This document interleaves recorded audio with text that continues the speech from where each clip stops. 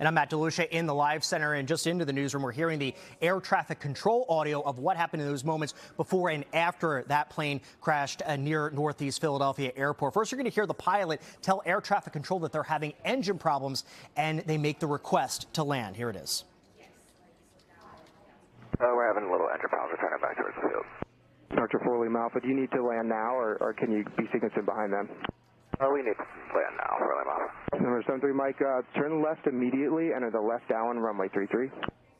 And shortly after, the pilot tells air traffic control that they are not going to make it to the runway. Here's that. Tower 4 Lima Alpha, we're not making the field. Archer 4 Lima Alpha, roger. Wherever you can, just try to find an open area and put it down.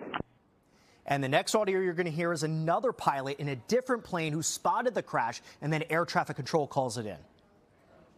Just saw them land. Looks like in an open field right next to the highway to the right.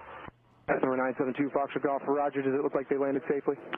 Kind of hard to say. We missed the exact touchdown. They brought it down. Looks like in ground effect they kind of shifted to the left, but we don't have visual as of where they ended up.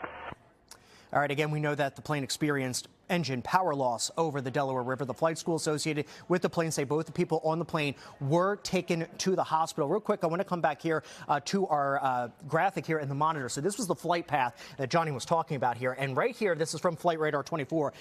This is the last moments of that flight where it had the engine loss over the Delaware River. Now, our resident pilot, Justin Godnick, or meteorologist, he says he has flown Pipers before and says that when you have engine issues over the water, you don't want to ditch it in the water because you run the risk of losing a wing or toppling over. So you try to go to a bit of land wherever you can. At least park is an open area, but you got to figure this plane went over I-95. So again, this could have been so much worse had that plane went down onto I-95 or another heavily populated area instead of that park, which was relatively empty at the time, Jacqueline.